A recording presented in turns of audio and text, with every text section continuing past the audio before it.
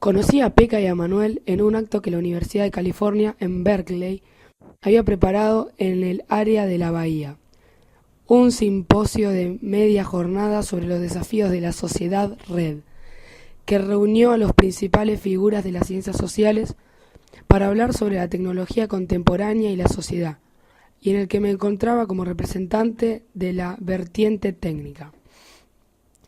Si bien no soy una persona que se intimide con facilidad, aquel no era, precisamente, el tipo de marco en el que se me sentía más cómodo. ¿Cómo iba a encajar mis opiniones en las de aquellos grupos de sociólogos que hablaban de tecnología? Bueno, oye, me dije, si hay sociólogos que hablan de tecnología, bien puede haber un tecnólogo que hable de sociología. Lo peor que podía suceder era que no me volvieran a invitar. ¿Qué podía perder? Siempre acabo preparando las charlas el día antes, y de nuevo allí estaba yo, buscando febrilmente un ángulo desde el que hablar al día siguiente.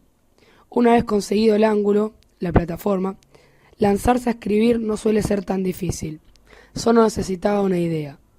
Terminé por explicar por qué el hacker es como es y la razón por la que Linux, el pequeño sistema operativo que inicié, parece atraer tanto a los hackers y sus valores. De hecho, acabé pensando no solo en los hackers, sino en nuestra motivación más nobles en general. Y di a aquella noción, con la humanidad y el menosprecio de mí mismo que me caracterizan, el nombre de Ley de Linus. La ley de Linus establece que todas nuestras motivaciones se pueden agrupar en 3 categorías básicas. Y lo que es aún más importante, el progreso consiste en ir pasando de una categoría a la siguiente como fases de un proceso de evolución. Las categorías son, por este orden, supervivencia, vida social y entrenamiento. La primera frase, la supervivencia, salta a la vista. La prioridad de cualquier ser vivo es sobrevivir. Y las otras dos, suponiendo que estemos de acuerdo en considerar que la supervivencia es una fuerza motivadora fundamental, las otras se siguen de la pregunta: ¿por qué está dispuesta la gente a arriesgar su vida? Algo por lo que uno pueda perder su vida tiene que ser una motivación sin duda fundamental. A algunos les podría parecer discutible mi selección de fuerzas motivadoras, pero creo que estoy en lo cierto. Es más fácil encontrar ejemplos de personas y de otros seres vivos que valoran sus vínculos sociales más que a sus vidas. En la literatura universal, Romeo y Julieta es el ejemplo clásico, sin duda, pero también la noción de morir por la propia familia, patria, religión. Refleja con claridad que los vínculos sociales pueden llegar a ser más importantes que la vida de uno mismo. El entrenamiento puede parecer una selección extraña, pero por entrenamiento entiendo algo más que jugar con la Nintendo. Es el ajedrez, es la pintura, es el ejercicio mental que comporta cualquier intento de explicar el universo. Einstein no estaba motivado por la supervivencia cuando pensaba en la física. Tampoco debió de ser para él una cuestión social. Era entretenimiento. Entretenimiento es algo intrínsecamente interesante y capaz de plantear desafíos. Y la búsqueda de entrenamientos contribuye sin duda a un fuerte impulso. No es que quien llegue a desear morir por la propia Nintendo, pero pensemos, por ejemplo, en la expresión morir de aburrimiento. Alguien, sin duda, preferiría morir que aburrirse por toda la eternidad, razón por la cual hay gente que se dedica a tirarse de aviones sin tener motivo aparente para hacerlo, solo por el estresamiento que le produce saltar al vacío y poner coto de ese modo al aburrimiento. ¿Y el dinero es una motivación? El dinero sin duda es algo útil, pero la mayoría estaría de acuerdo en que el dinero per se no es lo que motiva en la última instancia a las personas. El dinero motiva por lo que se comporta. Es el definitivo instrumento de trueque para conseguir lo que realmente nos interesa y preocupa. Obsérvese que con el dinero, por lo general, resulta fácil adquirir supervivencia, aunque es mucho más difícil comprar vínculos sociales y entrenamiento. Sobre todo entrenamiento con E mayúscula, el que acaba dando sentido y significado a la existencia. Tampoco se debe pasar por alto el efecto social que supone tener dinero, se compre algo o no con él. El dinero continúa siendo algo muy poderoso, pero no es más que un representante, un apoderado de otros factores mucho más fundamentales.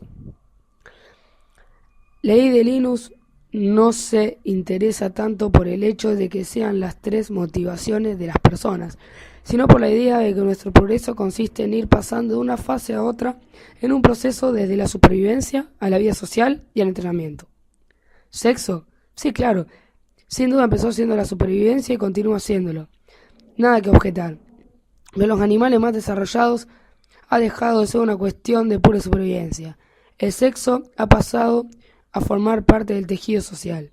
Y en los casos de los seres humanos, el sexo, por antonomasia, es entretenimiento. Copas y comidas, lo mismo. Guerra, lo mismo. Puede que la guerra no haya completado el proceso, pero la CNN hará todo cuando tenga en sus manos para conseguirlo. Empezó siendo supervivencia y va camino a convertirse inexorablemente en entretenimiento. Hackers. Todo esto puede aplicarse sin lugar a dudas a los hackers. Para ellos la supervivencia no es lo principal. Pueden subsistir bastante bien a base de donuts y Pepsi-Colas. Hablando en serio, desde el momento en el que se puede tener un ordenador en el escritorio, no es probable que la primera preocupación que nos mueva sea cómo conseguir comer caliente o conservar el techo que nos cobija.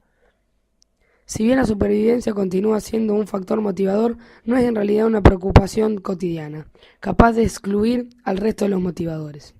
Un hacker es una persona que ha dejado de utilizar su ordenador para sobrevivir. Me gano el pan programando. Y ha pasado a los dos estadios siguientes. Él, o, en teoría, aunque es muy contadas ocasiones, ella, utilizando el ordenador para sus vínculos sociales. El correo electrónico e internet son las grandes vías para acceder a la comunidad. Pero para el hacker, un ordenador es también entretenimiento. No me refiero a los juegos ni tampoco a las bellas imágenes que circulan por la red. El ordenador mismo es entretenimiento. Así llega a crearse algo como el sistema Linux.